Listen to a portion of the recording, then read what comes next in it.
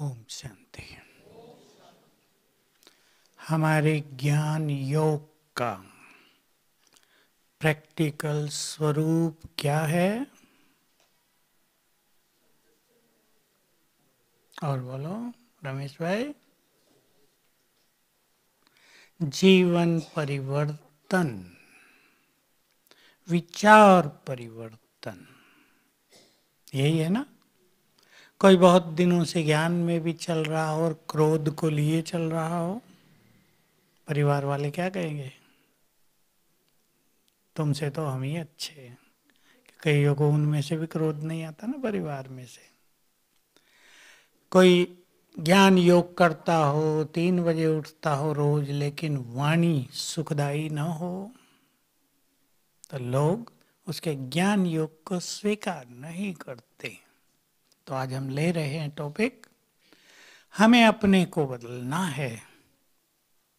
पिछले संडे की मुरली, 4 तरह का न्यारापन करो याद। मैं उससे पहले एक चीज बता दूं, आप सोच लो चारों बातों को। संसार में अनेक परिस्थितियां बढ़ रही हैं, बढ़ेंगी। एक सुंदर बात याद रखना है सभी को, बहुत सुंदर है बाबा की वो बात। मैंने पढ़ी, मेरी डायरी में लिखी हुई, मैंने लिखी हुई, लेकिन भूल जाती है ना चीजें। हर परिस्थिति को शक्तिशाली होकर देखो। बहुत ही एक ही लाइन में रहस्य आ गया बहुत चीजों का। स्थिति नहीं बिगड़ेगी, परिस्थितियों का असर नहीं होगा। शक्तिशाली स्वरूप में स्थित होते ही बहुत चीजें समाप्त हो जाएंगी। और शक्तिशाली स्वरूप कौन सा है हमारा? मास्टर सर्वशक्तिवान।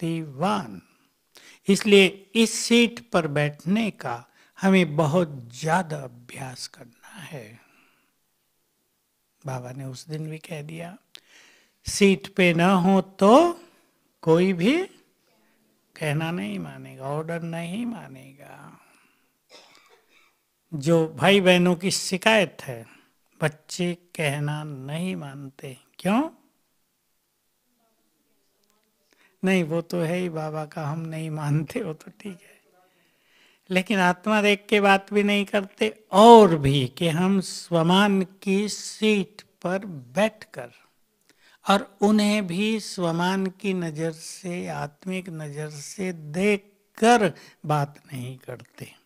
और परिवारों में क्या है कि एक बार बिगड़ने लगा ना संबंध, फिर सब परिवारों वाले जानते हैं, फिर बिगड़ता ही चला जाता है।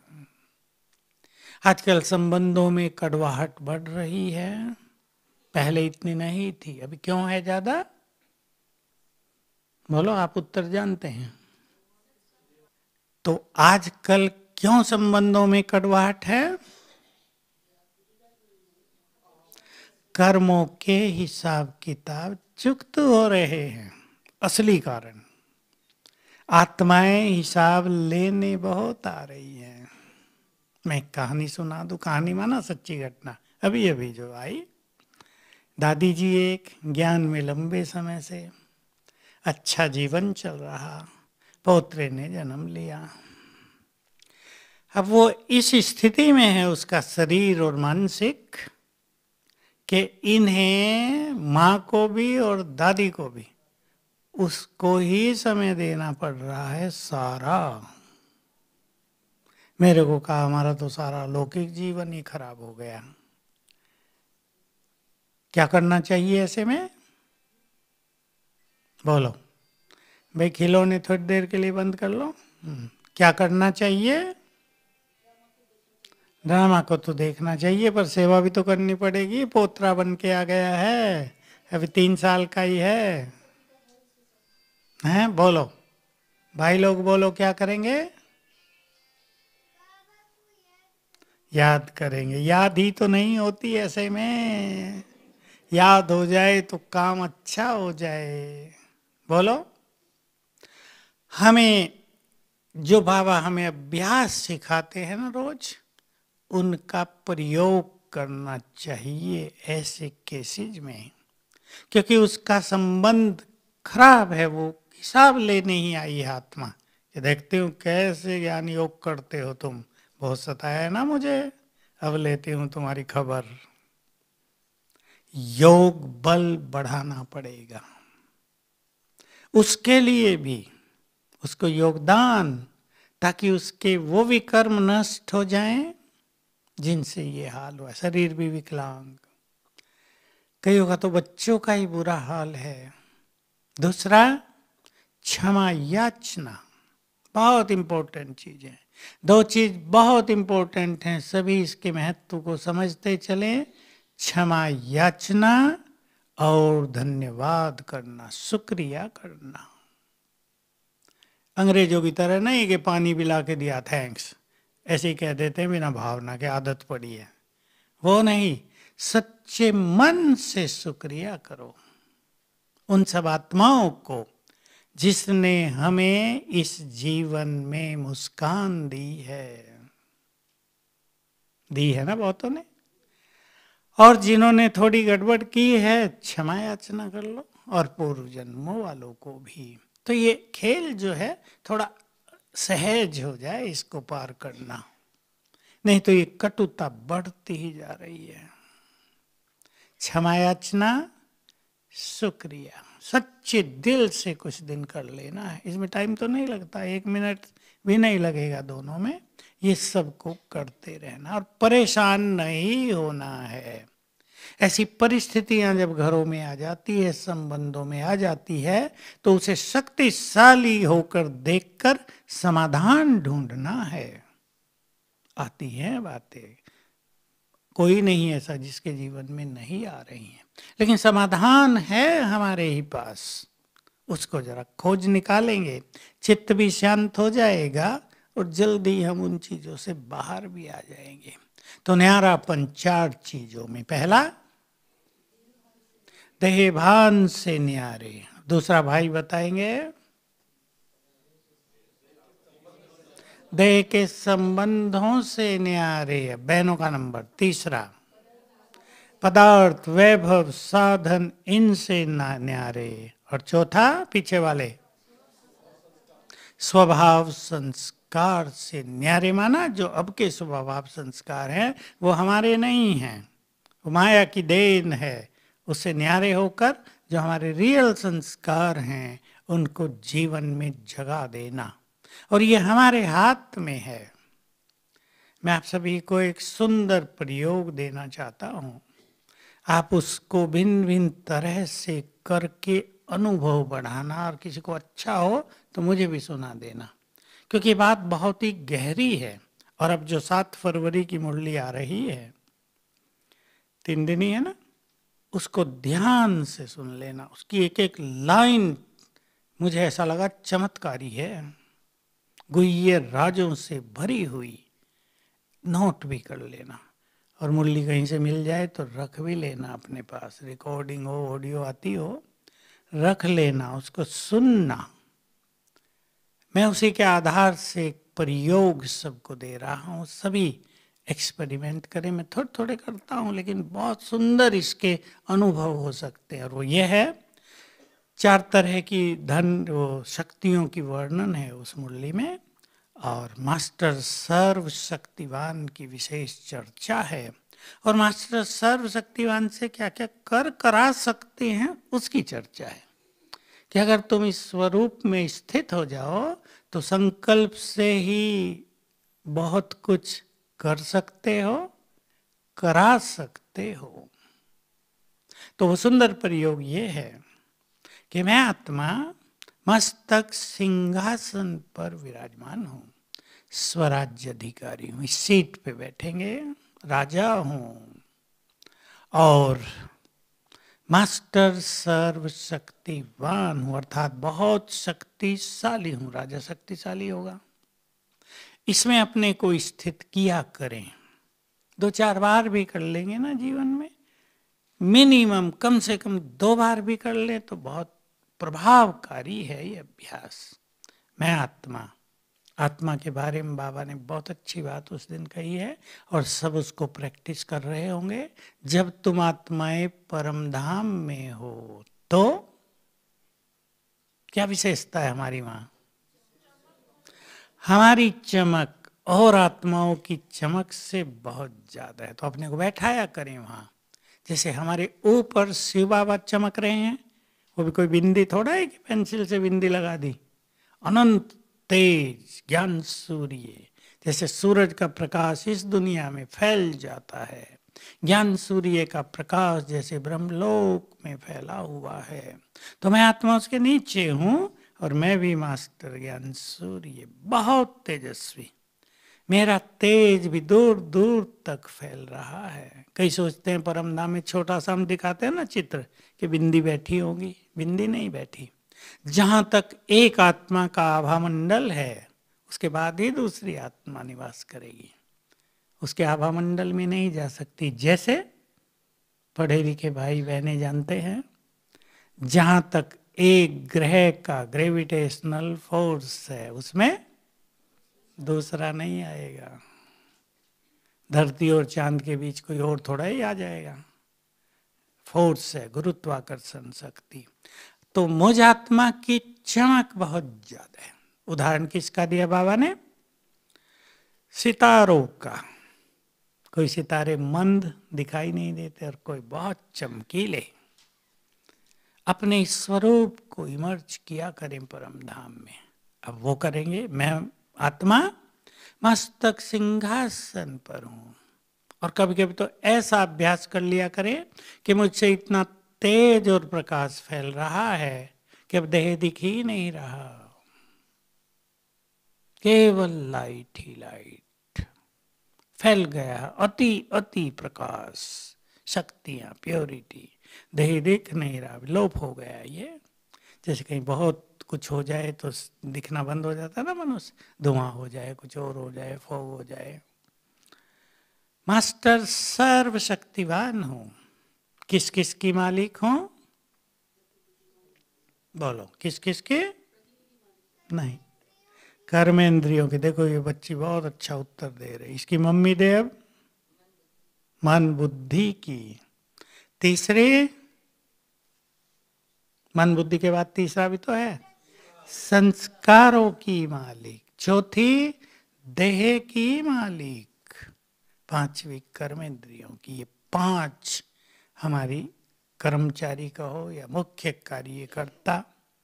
कभी बाबा ने कहा था आत्मा राजा, बुद्धि मुख्यमंत्री, मन मंत्री, संस्कार मुख्य कर्मचारी, कर्मेंद्रियां मुख्य कर्मचारी। अब आप ऐसे काम करेंगे, स्वमान की सीट पर बैठे और अपने को याद दिलाएं, मैं मास्टर सर्वशक्तिवान हूं, मालिक हूं। गुड फीलिंग में आएंगे, मैं मालिक हूं, मन बुद्धि देह कर्मेंद्री सबका। मन को आर्डर दो। अब नेगेटिव चीज अपने में धारण न करो। एक एक चीज को देखो करके।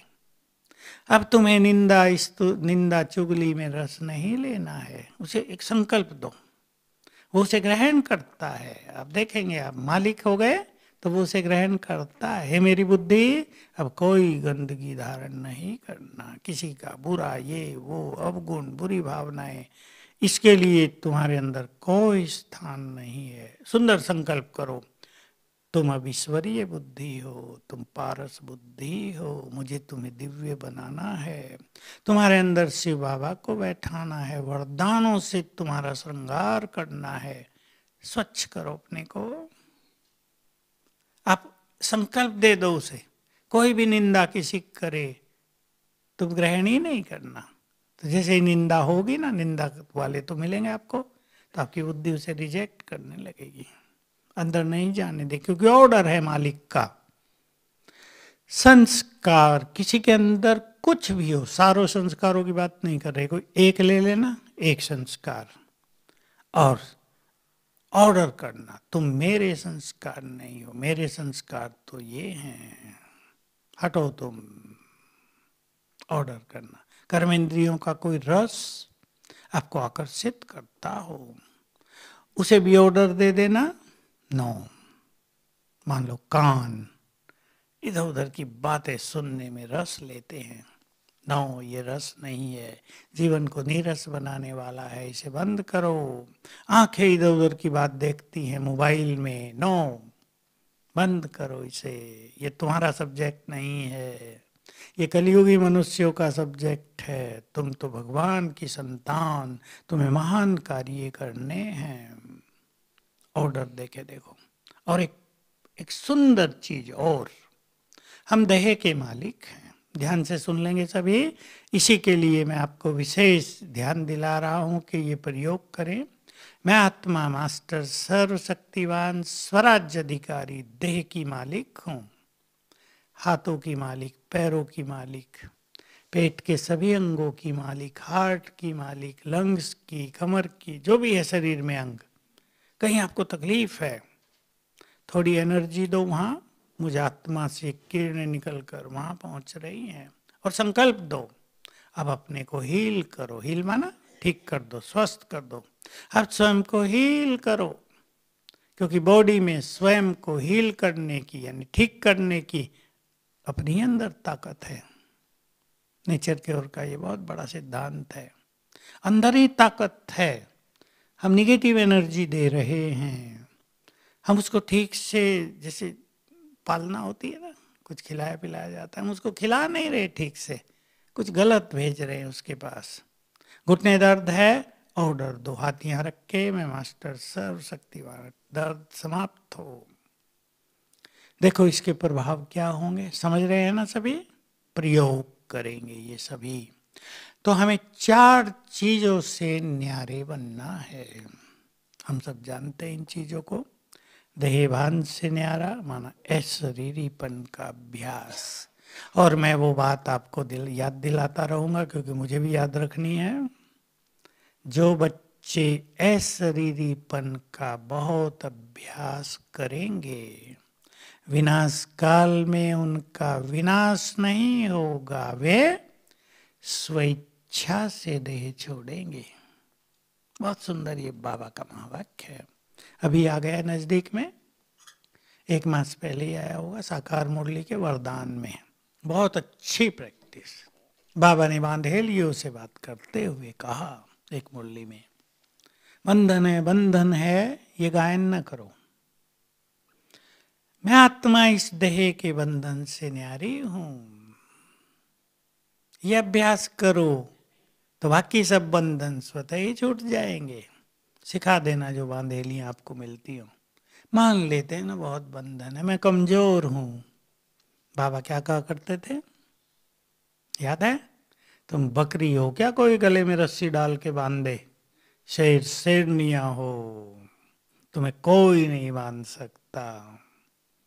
कुछ माताएं तो ऐसी है, पतियों को बांध लिया है। तो हम सभी बहुत शक्तिशाली हैं। देह भान से न्यारे होने की बार बार प्रैक्टिस करो, करनी है सबको। निराकार स्वरूप की प्रैक्टिस, मैं आत्मा निराकार, जो बाबा की अंतिम प्रैक्टिस थी। बाबा वर्णन करते थे, मैं इस देह में ऐसे रहता हूं जैसे कि इस देह में हूं ही नहीं। ऐसी प्रैक्टिस, ये प्रैक्टिस हमें बहुत कुछ दिलाएगी, हमारे मूल संस्कारों को जागृत करेगी स्वतः ही, हमें कुछ ज्यादा नहीं करना पड़ेगा। शीतल करेगी चित्त को, कर्मेंद्रियों को शीतल करेगी। बहुत काम का अभ्यास है। पास्ट लाइफ का जो इफेक्ट रहता है मनुष्य के अंदर, उनको भी ये खत्म करेगी। और निगेटिविटी से और ये व्हाट्सएप, फोन, इन सब के रसों से ऊपर उठा देगी। क्यों? बताओ, क्यों का उत्तर आपको देना है। हाँ, बाबा ने मुरलियों में कहा है, अतीन्द्रिय सुख पूछना हो तो उन बच्चों से पूछो जो आत्माभिमानी होकर रहते हैं। तो ये अशरीरीपन का अभ्यास हमें गहरे सुखों की अनुभूति देगा। तो ये सब चीजें बेकार लगेंगी, वेस्ट ऑफ टाइम है। बुद्धि में गंदगी भरने वाली हैं ये चीजें, बेकार लगने लगेंगी। तो इस अभ्यास पे बहुत ध्यान देना है। और देखिए, संबंधों के बंधन से न्यारे होने के लिए कौन सी प्रैक्टिस? एक ही है वो तो। अरे नहीं, छोटा सा, नहीं, इससे काम नहीं चलेगा यहाँ। आत्मिक दृष्टि, सर्व संबंध एक से वो थोड़ी बात बड़ी हो जाती है। वो उसको सब नहीं कर पाते कि मेरे सब नाते एक से, जो घरों में रहते हैं वो छोड़ तो नहीं सकते नातों को कि मेरा तो एक शिव बाबा, तुमसे कोई लेना देना नहीं। कर सकती माताएं? ये नहीं होगा प्रैक्टिकल में। हम वही बात करेंगे जो प्रैक्टिकल में हो सकते। बच्चों को, सबको, ये आत्माएं हैं। और केवल आत्मा नहीं, क्या जोड़ेंगे इसके साथ? ये बहुत अच्छे आत्माएं हमारे घर में हैं, 5-6 हैं। तो ये देव कुल की आत्माएं आई हैं हमारे परिवार में। हम कितने लक्की हैं, ये सब भाग्य लेकर आई हैं। ये मैं सिखा रहा हूं, लेकिन जो इसको सीख लेगा, सीख रहे हैं लोग, परिवार का माहौल अलौकिक हो जाएगा। अलौकिक। आपके परिवार में कोई नॉन वेज नहीं खा सकेगा। यह माताओं के ऊपर खास डिपेंड करता है। घर में ऐसे सुंदर वाइब्रेशंस फैलाओ, उसमें सबके देवत्व जागृत हो जाएं। हम सुनते हैं ना, कोई व्यक्ति बहुत शराब पीता था, ज्ञान में आ गया, छोड़ दिया सब। तो सब में छोड़ने की ताकत भी है, और एक छोड़ने का सबका समय भी, और सब छोड़ेंगे भी। और अगर ये गंदगी लोग नहीं छोड़ेंगे तो फिर प्रभु जी का प्लान है इन्हें छुड़ाने का। सारे मुर्गों में कोई वायरस फैला देगा, खाओ अब इन्हें। बकरियों में भी जो जो भी माल खाते हैं ना, सब बीमार हो जाएंगे, अब खाओ इन्हें, सब दूर भागेंगे। ये सब करना पड़ेगा उसको ड्रामा में, भले ये ड्रामा है पर प्लानिंग है उसकी कि मुझे सबको पवित्र बनाना है, सब देवकुल की आत्माओं को फिर से देवता बनाना है। तो ऐसा समय आएगा, परिस्थितियां लोगों को देवता बनाएंगी, अभी बना रही हैं। कईयों में इतनी परिस्थिति आ जाती है परिवारों में कि ढूंढने लगते हैं कहाँ से मार्ग मिलेगा। और देवकुल के हैं तो आ जाते हैं बाबा के पास फटाफट। बहुत लोग, बीमारियां, बच्चों का ऐसा बुरा हाल या परिवारों में अशांति, उनको ले आई बाबा के पास। तो हम देह के संबंधों को थोड़ा इस तरह भी अपने को उनसे डिटैच करें। सभी भाई बहनें प्रैक्टिस करेंगे। ये सभी इस जन्म में हमारे साथी हैं। इससे पहले ये थे, इससे पहले जन्म में, इसके अगले जन्म में भी नहीं होंगे। बदलते आए हैं संबंधी, ये चिंतन करें, ये भी बदल जाएंगे, क्योंकि मोह बहुत गहरी जड़ें जमा चुका है। देह के संबंधों का मोह क्या करेगा आने वाले समय में? उदास, डिप्रेशन में ले आएगा। मैं देख रहा हूं एक परिवार को, यहाँ नहीं है वो, बहुत अच्छी स्थिति वाले, बड़े नशे में रहने वाले, एक ने शरीर छोड़ा, बेचारों के जीवन में उदासी आ गई है, निकल ही नहीं पा रहे हैं।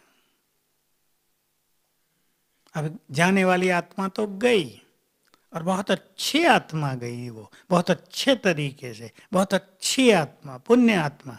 कुछ भी नहीं, कुछ दर्द वर्द हुआ, बाबा कमरे में जा बैठा, योग लगा लेता हूँ बाबा ठीक कर देगा, और गया। पीड़ा भी नहीं, कुछ लंबी चौड़ी बात ही नहीं, गया। लेकिन इस बात के इफेक्ट से बाहर आना थोड़ा कठिन काम हो जाता है कईयों को। लेकिन हमें अपने को न्यारा तो बनाना ही है। कोई जाएंगे, कोई आएंगे, ये तो खेल चलता रहेगा ना, चलता आया है। वैभवों से मुक्त, वैभव पदार्थ, बाबा ने कहा संबंधों के से भी जल्दी न्यारे हो जाते हैं, परंतु पदार्थों से उसमें भी शायद डिटेल किया, मान की इच्छा मेरा नाम हो जाए, मुझे क्यों नहीं पूछा गया, मेरे से पूछा ही नहीं गया, ऐसे ही काम कर लिया। अब काम तो हो गया, अब ये परेशान है क्यों हो गया काम, मेरे बिना पूछे ही काम अच्छा हो गया। खुशी नहीं हुई कि बहुत अच्छा कर दिया, लेकिन मुझे क्यों नहीं पूछा। ये भी लगाव है या नहीं?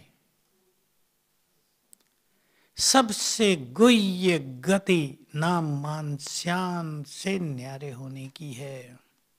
पदार्थों से मनुष्य न्यारे हो जाते हैं, वो भी कठिन होता है। जैसे खान पान से न्यारे, मतलब ये नहीं कि खाएंगे नहीं, पर जो आसक्तियां हैं उससे न्यारे। और भी जो वैभव घरों में हैं, यूज करते हुए भी न्यारे। बाबा ने कहा ना, यूज करते हुए, किसी के पास कुछ हो ही ना हो उसमें न्यारेपन की बात नहीं, लेकिन आपके पास सुख सुविधाओं के सब साधन बने हुए हैं, लेकिन मान लो वो कल नहीं है। आप मधुबन में आ गए अपने घर से, अपने घर में आप एक अच्छे कमरे में रहते हैं अकेले, सब सुख सुविधाएं हैं, लेकिन आप मधुबन में आ गए, यहाँ आपको 5 लोगों के बीच रहना पड़ रहा है। कठिनाई होती है, लोगों को होती है प्रैक्टिकल में। कोई खराटा मास्टर आ जाएगा और तकलीफ होगी, कोई बात ही करेंगे, 10 बजे आएंगे तो उनका काम है बात करना अच्छी तरह, सारा जो दिल में भरा हुआ वो निकाल के फिर सोएंगे खाली होके।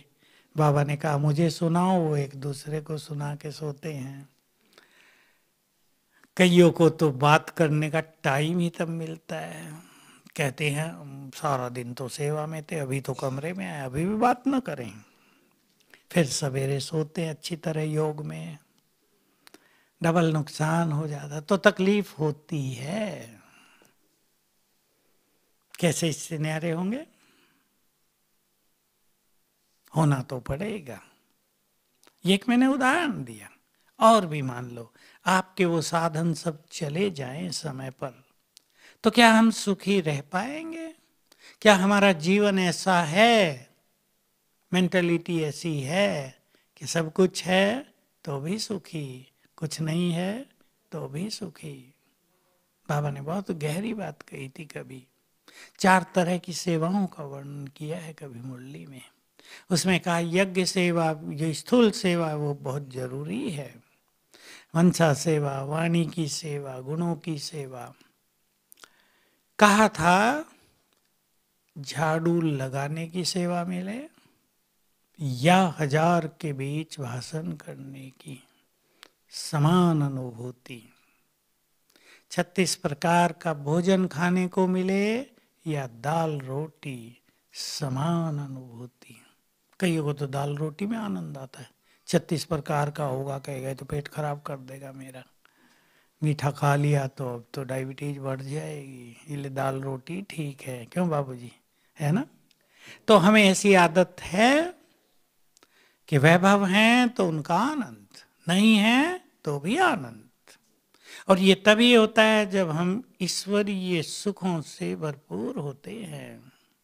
बिना उसके नहीं होगा, जबरदस्ती नहीं होगा कि भाई दाल रोटी आई अब तो खानी पड़ेगी और तो कुछ है नहीं, सभी खा रहे हैं, ये नहीं। अगर ईश्वरीय सुख बहुत है तो ये चीजें बिल्कुल नॉर्मल लगेंगी, ये कोई महत्व की चीज नहीं है। फिर लगेगा, हमारे एक भाई कहा करते, हम भी हंसी में उनकी बात सुनते थे, पेट को क्या पता ऊपर से क्या आ रहा है, उसको तो भरने से काम भर गया, आनंद। तो एक ऐसी अनासक्त वृत्ति हमें लानी है, मान शान नाम से परे होना। बाबा ने आज भी मैं एक मुरली रिकॉर्ड की, उसमें भी था, जो नाम का त्याग करेंगे उनका ही संसार में ज्यादा नाम होगा। नाम की इच्छा का त्याग, जो मान सम्मान की इच्छा का त्याग करेंगे उन्हें ही संसार सम्मान देगा। इनका त्याग करके स्वमान में स्थित हो जाएंगे। तो ये जो बाबा के महावाक्य हम सुनते हैं, इन पे जरा गौर किया करें, ऐसी गुह्य बातें लिख लिया करें जो श्यान में रहने के संस्कार को सादगी में रहने में बदल देंगे। शान की जगह सादगी, वो योगी बन जाएंगे। जो बहुत साधनों में, सुख सुविधाओं में रहते हैं, सोचते अब योग अच्छा लगता है, लगेगा तो सही, पर परिस्थिति आते ही योग नष्ट हो जाएगा। इसलिए तो सन्यासी सब कुछ छोड़ के चले गए, और जब फिर सब कुछ पाने लगे सन्यास लेने के बाद, तो तपस्वी नहीं रहे। हम सीख लें उनसे। देखो, सब कुछ छोड़ के सन्यास लिया, फिर वहां से फिर आसक्त होकर धन संपदा इकट्ठा करने में लग गए सन्यास में, तो क्या छूट गया? तपस्या, ईश्वरीय सुख, सब छूट गया। हमें बदलना है इन सब चीजों को, और विद गुड अंडरस्टैंडिंग। ऐसे नहीं बाबा ने कहा तो छोड़ दो। हमारा अंतर्मन क्या कह रहा है, हमारा विवेक क्या कह रहा है। अगर बाबा का सद्विवेक हमारा विवेक बन जाए, तो हम उस सद्विवेक के आधार से त्याग करेंगे। आज एक और मुरली मैंने रिकॉर्ड की, आएगी, अभी आप सुनेंगे। बाबा सबसे अधिक बुद्धिमान है, बुद्धिमानों का बुद्धिमान है। तुम सब कहते थे हे भगवान हमें बुद्धि दो, अब मैं बुद्धि देने आ गया हूं ना। जैसी बुद्धि मेरी है वैसी बुद्धि तुम्हारी भी बना रहा हूं, लेकिन बनाना तुमको पड़ेगा। उदाहरण दिया, कोई स्टूडेंट टीचर को कहे मुझे तो याद नहीं रहता, पढ़ाई नहीं होती, तो टीचर इतना ही कह सकता है, भाई ट्यूशन आदि कर लो, एक्स्ट्रा टाइम लो, लेकिन करना तो तुम्हें ही पड़ेगा। स्वभाव संस्कार से न्यारे। अब बस हमें इतना करना है आज, क्योंकि समय नहीं तो हमें विवश करेगा, और फिर हमें सुख नहीं मिलेगा। कोई एक स्वभाव संस्कार अपना नोट कर लें, जो दूसरों को प्रिय नहीं, या हमें प्रिय नहीं, या हम समझते हैं हमारे मार्ग में बाधक है। मैं उदाहरण दे देता हूं एक दो। सवेरे उठने की बात है, नेचुरल है या खींचतान के उठ रहे हैं, नींद भी खींच रही है, बड़ी मीठी नींद है। आलस और अलबेलेपन को क्या कहा बाबा ने पीछे की मुरलियों में? ये भी काम अपवित्रता है। आलस और अलबेलापन भी अपवित्रता है। तो हम सभी इससे मुक्त हों। ऐसे ही और कोई संस्कार आप अपना देख लो। ईर्षा का संस्कार है, फीलिंग का संस्कार है, मूड ऑफ होने का संस्कार है, स्वार्थ का संस्कार है। सेवाओं में ये भी बहुत बड़ी बाधा है, भाई ये स्वार्थ है मेरा, ये पूरा हो तो मैं करूं। ये सब हमारी कमाई को नष्ट करने वाले हैं। कोई एक संस्कार बदल देना है। सहन नहीं होता तो सहन करने का संस्कार, अपमान ज्यादा फील होता है तो सम्मान के द्वारा उसे खत्म करने का अच्छा अभ्यास किया जा सकता है। मुझे एक बात और याद आ गई, इसी मुरली की आप नोट कर लेना, मुरली से 7 फरवरी से, कि जैसे भारत की परंपरा थी कि जब कोई भी अच्छा कार्य करने जाते थे तो बड़ों का आशीर्वाद लेकर जाते थे। ये थी ना भारत की परंपरा, अभी छूटी है, विदेशी कल्चर आ गई तो अब छूट गई। तो ऐसे ही जब कोई बड़ा कार्य करने चल रहे हो, तो ब्राह्मण परिवार की सभी आत्माओं की शुभ भावनाएं, शुभकामनाएं लेकर जाओ, तो सहज सफलता मिल जाएगी। अब ये कला है कि हम सबकी शुभ भावनाएं, दुआएं लेते हैं या नहीं। हमारे संस्कार कैसे हैं, हम सबको मिलाते हैं, हम सेवाओं को प्रसाद की तरह बांटते हैं, हम दूसरों को आगे बढ़ाते हैं, सेवाओं में सबको साथी बनाते हैं, ये उस पर निर्भर करेगा। तो अपने किसी भी एक संस्कार स्वभाव को बदलना है, बहुत ध्यान देना इस पर। नहीं तो बहुतों के साथ यही हो रहा है, लंबे काल से ज्ञान योग कर रहे हैं पर कोई एक विशेष चीज ही बदलती नहीं है, तो उसमें लोगों को जीवन परिवर्तन भी दिखाई नहीं देता, चाहे उन्होंने कितना भी परिवर्तन कर लिया हो अपने में। लेकिन कोई एक चीज जो भारी थी, जैसे क्रोध किसी को आता था, अब वो आ रहा है, तो लोग इतने खुश नहीं रहेंगे, प्रभावित भी नहीं होंगे। हमारा चित्त शुभ भावनाओं से हमें भरना है। हमारे यहाँ एक बड़ा साइंटिस्ट आया हुआ है, मैंने बुलाया उनको, उनकी कुछ हो गई बेचारे घर में थोड़ी अशांति का कारण, बहुत मतलब टॉप का साइंटिस्ट है वो भारत का, तो ज्ञान बहुत अच्छा लग रहा है। स्पार्क में भेज दिया उसको, हमने कहा मैं भी स्पार्क का मेंबर बन जाता हूँ। मैंने कहा तो आपका ही सब्जेक्ट है भाई। डॉक्टर अब्दुल कलाम आए थे तो वो DRDO के चीफ होते थे, और मैंने कहा आप लोगों का ही है रिसर्च वर्क, तो हम लोग तो ऐसे ही जुड़ गए हैं, कोई नहीं था तो हमें जगह मिल गई, लेकिन आप ही करो इसको। फिर कहने लगा, देखो एक बड़ा साइंटिस्ट, कि मुझे एक सेवा करने की बहुत इच्छा होती है। मुझे ये समझ में आता है कि कुछ आत्माएं भटक रही हैं। उसको भी ये पता है कि कोरोना काल में बहुत भटक गए हैं। उन्होंने कहा देखो संस्कार नहीं हुए, भारतीय हिंदू पद्धति के अनुसार भटक गई, मुझे इनके लिए कुछ करना है।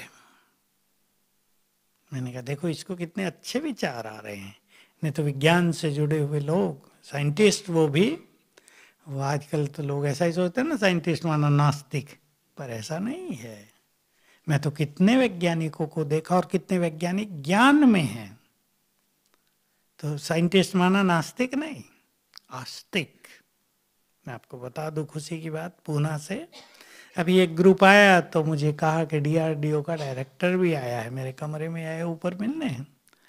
तो मैंने कहा भाई वो डायरेक्टर साहब कहाँ हैं? और बेचारे सबसे पीछे खड़े दुबके से। अरे मैंने कहा डायरेक्टर साहब आगे तो आओ, आप बड़े आदमी हैं। जैसे मैंने कहा ना बड़े आदमी हैं, बेचारा हाथ जोड़ने लगा, नहीं भाई जी मैं बड़ा नहीं हूँ। देखो डायरेक्टर माना एक अच्छा साइंटिस्ट, कितना ईगोलेस, ज्ञान लिया उसने, ज्ञान में है वो। तो ये उनके जीवन परिवर्तन की छाप अब मेरे पर भी पड़ी तो सब पर पड़ती होगी ना, कि देखो इतने वेल एजुकेटेड, इतनी बड़ी पोस्ट पर, और कितने निरहंकारी हैं ये लोग। और हम जो बाबा के बच्चे हैं वो छोटा छोटा अहंकार लिए घूमते हों, कैसा रहेगा? तो जो फुल होता है उसको अभिमान नहीं होता, जो खाली है उसको अभिमान होता है। बाबा उदाहरण दिया करते थे, डब्बे में ठिकरी, सुना है सिंधी?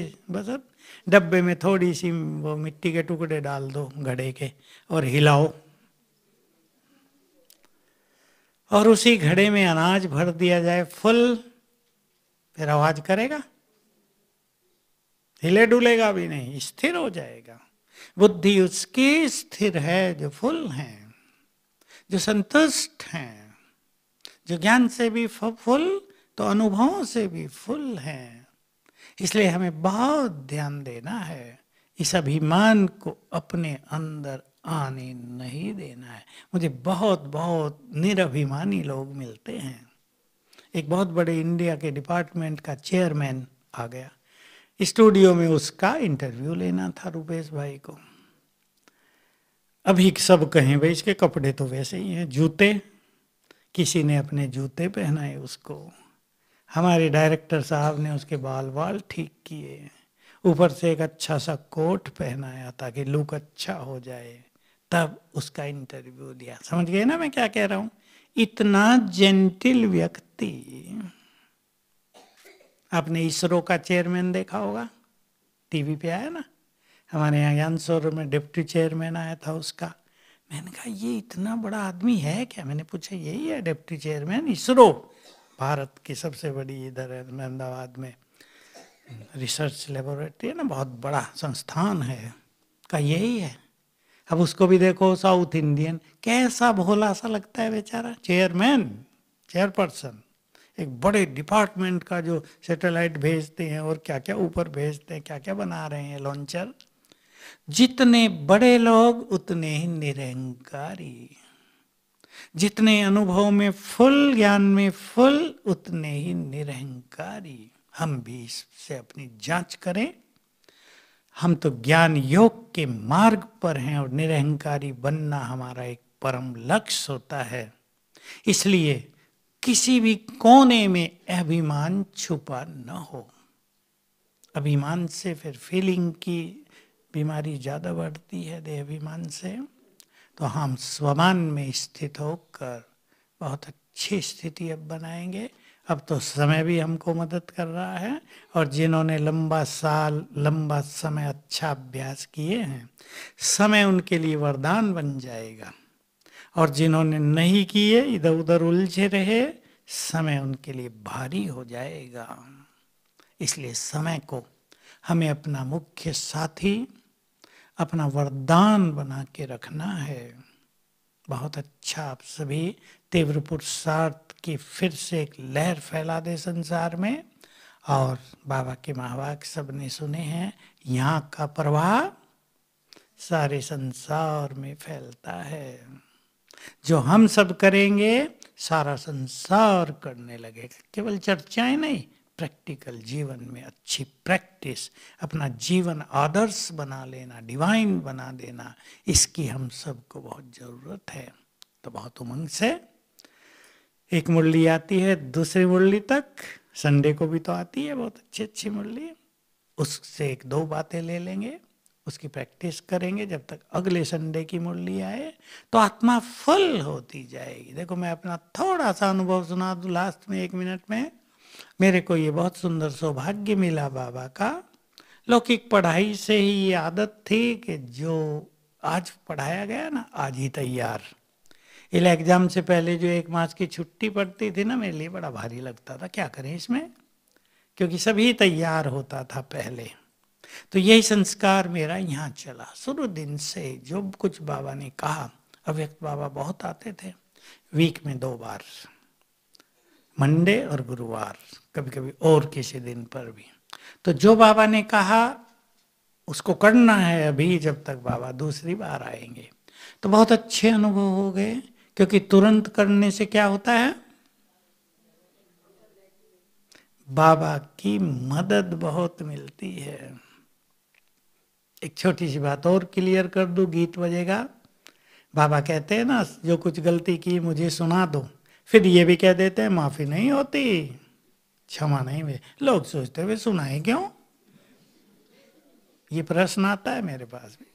भाई क्षमा होगी नहीं, और बाबा कभी कह देता आधा माफ हो जाएगा, कभी कहता बिल्कुल क्षमा नहीं होती, थोड़ा हल्के हो जाएंगे। लेकिन क्या होगा, उस असली बात को हम जान लें।